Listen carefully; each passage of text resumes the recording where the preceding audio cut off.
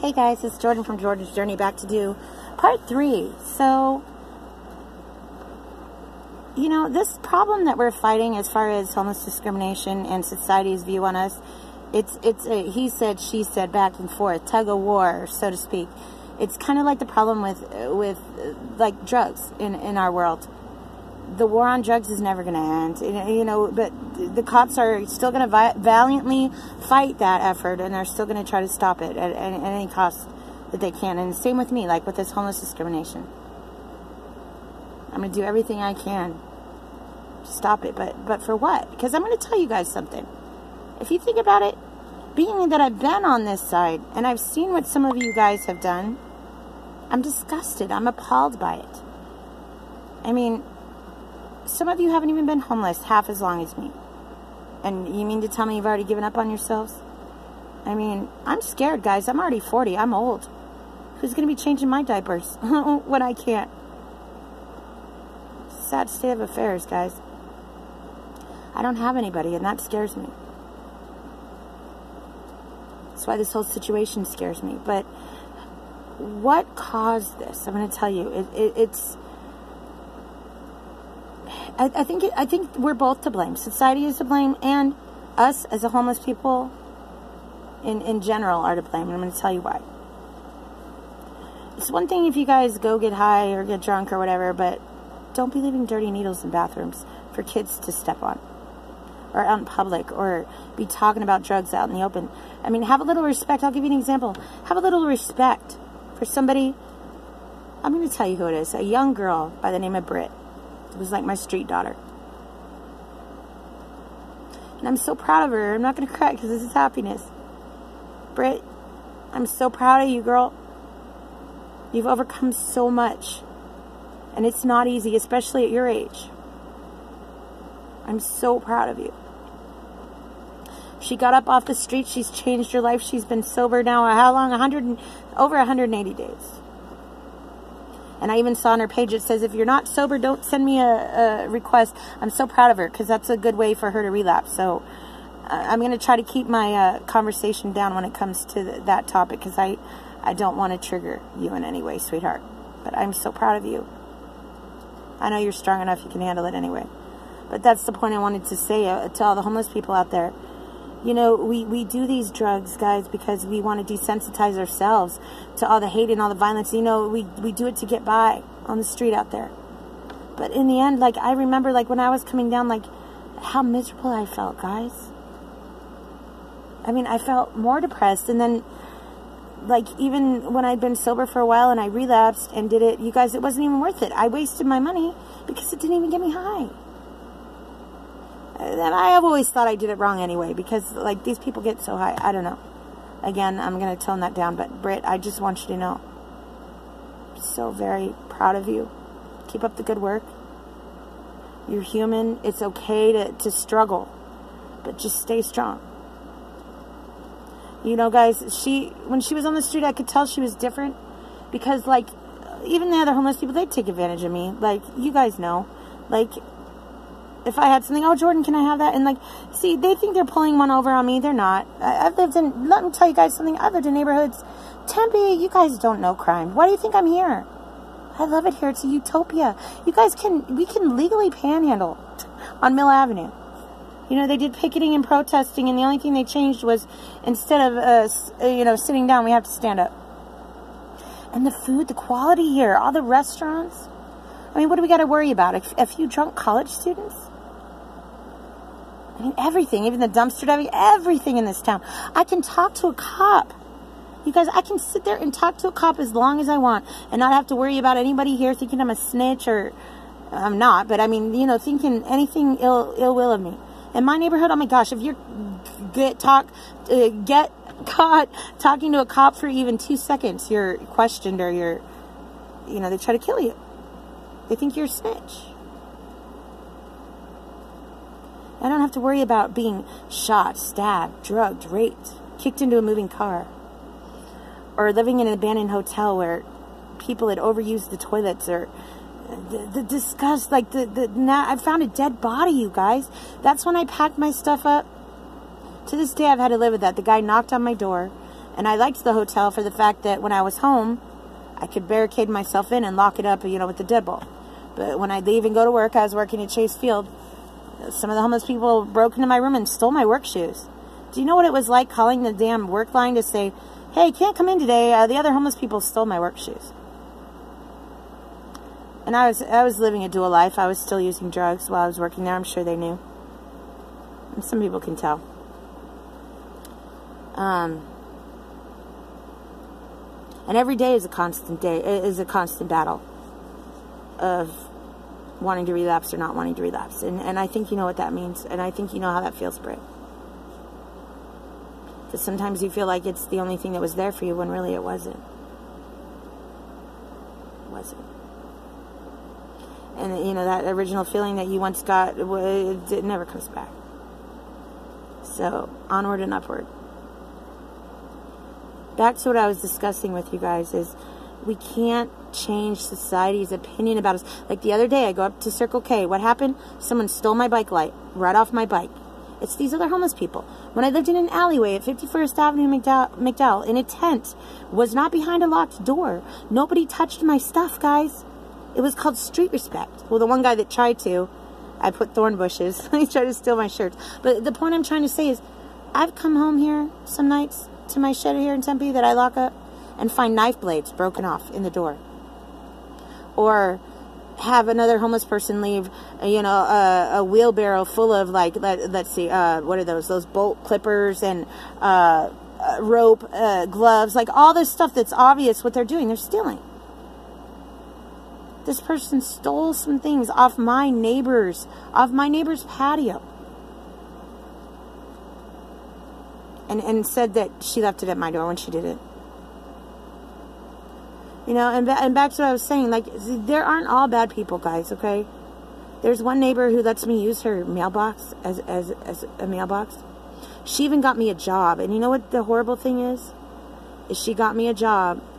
I'm not going to mention her name. She knows who she is.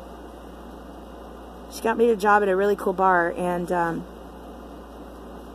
to this day, I wish she believed me. That they ended up firing me, saying that they saw me drinking with a homeless person. Every job I get, guys, it's like they don't like me. It's got to be me, I think. Or everyone's like, well, just don't tell people that you're homeless. Well, why? It's what I am. Who cares? Anyway, we're never going to change the way we get treated. You know, you guys know how bad we get treated. But if we're constantly self-medicating, doing drugs, drinking, not cleaning ourselves, going and stealing, leaving dirty needles in bathrooms, and just stealing, and just the horrible things. Like I said, my bike light got stolen. Then I'm up at Circle K, and because the guy told you guys to leave, you guys leave all this trash in the parking lot. You don't want or need for anything in this neighborhood. Heck, you got the Eris Foundation that comes every Tuesday, guys. What a beautiful lady. And Catherine, I'm going to say your name. What a beautiful lady she is. Every Tuesday, she dedicates herself and dedicates her company, her nonprofit organization, for us, guys. And half the time people don't even say thank you. I just see them digging through the damn bins. She's even done special requests. And pay for our laundry to get done. We don't have services like that in Phoenix or anywhere else. Nothing like that. Hell, you guys have the feed on the hill. You don't even need that with how good the food is on Mill. That's why I'm here. So, society's view of us is never going to change unless we change it. Now you guys see why I've been so different. And why I've tried. And even though I've lived the same lifestyle, I haven't. Kind of like I was saying with this girl, Britt. I could tell she was different. She'd be like, no, Jordan, I'd give her a blanket. Oh, no, thank you, thank you. She'd be so thankful. I'd ask her if she needs something to eat. She'd go, no, but, you know, could you buy me a Polar Pop? That's all I want. And she was probably starving. Yet all she wanted was a Polar Pop. I knew from the very beginning she was different. So, Britt, there are a few people out there who are different like us.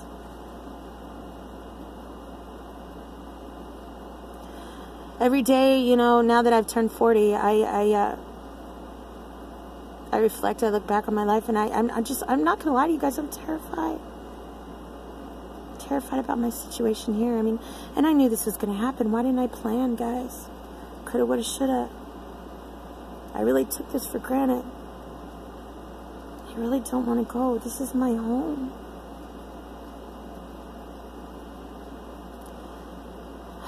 To all of you out there, like Catherine in the Heirs Foundation.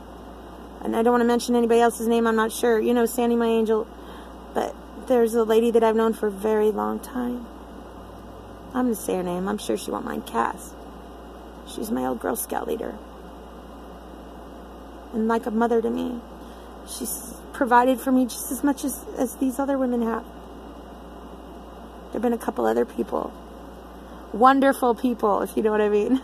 William Wonderful. And Phantom, who daily will buy me food if I'm hungry. All I got to do is run up to where he's the security guard at. And he'll say, come on, let me go buy you some food. Never complain. Thank you. I don't deserve you guys.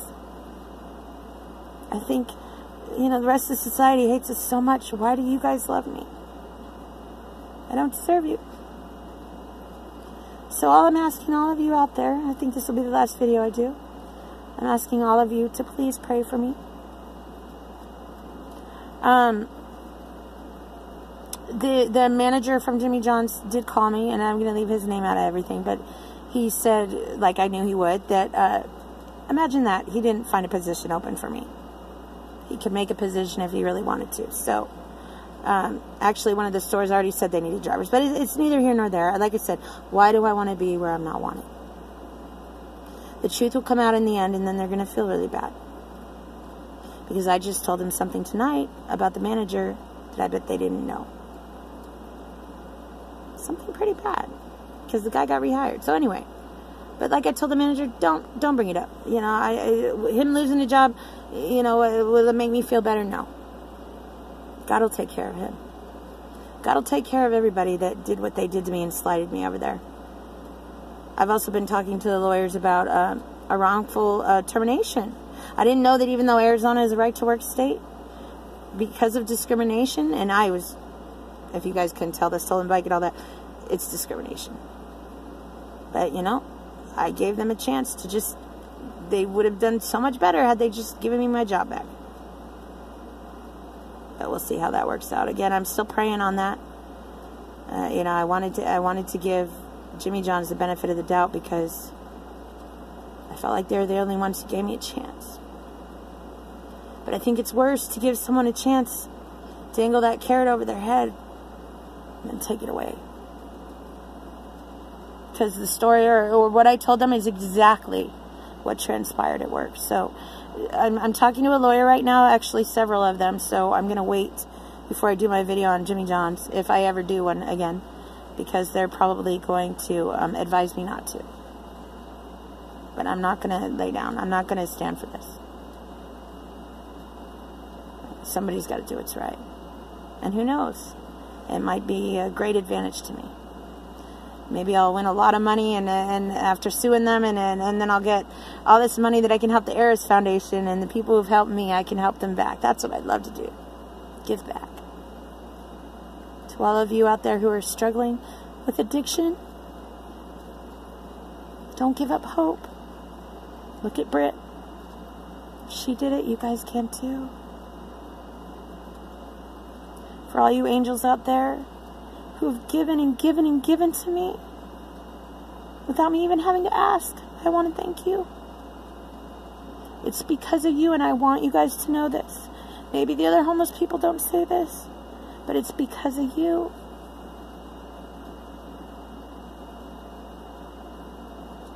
Why I'm still around today. You're what gave me hope. I'm like, well, why do these people care? They must see something that you all don't. So I hope you guys like my series that I did right now. Please pray for me. I hope a situation or something arises. I'm sure it will. I'm not so worried anymore. I just don't want to have to leave. I hate change. Anyway, this is Jordan from Jordan's Journey signing out. Have a wonderful night, and God bless all of you.